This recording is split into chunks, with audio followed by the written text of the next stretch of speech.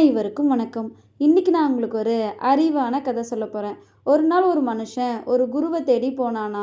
அந்த குரு கிட்ட வாழ்க்கை ரொம்ப சிரமமாக இருக்குது, கவலை கஷ்டம் வருத்தம் மட்டும்தான் நிறைஞ்சிருக்கு அப்படின்னு சொன்னானா. அதுக்கு அந்த குரு அப்படியா அப்படின்னு கேட்டாராம்.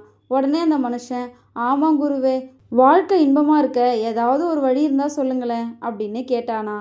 அதுக்கு அந்த குரு காஃபி சாப்பிட்றியா அப்படின்னு கேட்டாராம். உடனே இந்த மனுஷனும் சரின்னு சொன்னானா.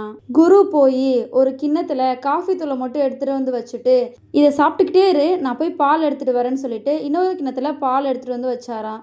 அதுக்கப்புறம் தண்ணீர் சர்க்கரை எல்லாத்தையும் எடுத்துட்டு வந்து வச்சாராம். இதெல்லாம் பார்த்த அந்த மனுஷன் இதெல்லாம் எப்படி தனித்தனியா சாப்பிட்றது அப்படின்னு கேட்டானா. அதுக்கு அந்த குரு உன்னால காஃபியே தனித்தனியா பிரித்து சாப்பிட முடியல, அது மாதிரி தான் இந்த வாழ்க்கையும் தனித்தனியாக பிரித்து வாழ முடியாது, இன்பமும் துன்பமும் கலந்தது தான் வாழ்க்கை அப்படின்னு அந்த மனுஷனுக்கு புரிய வச்சாராம்.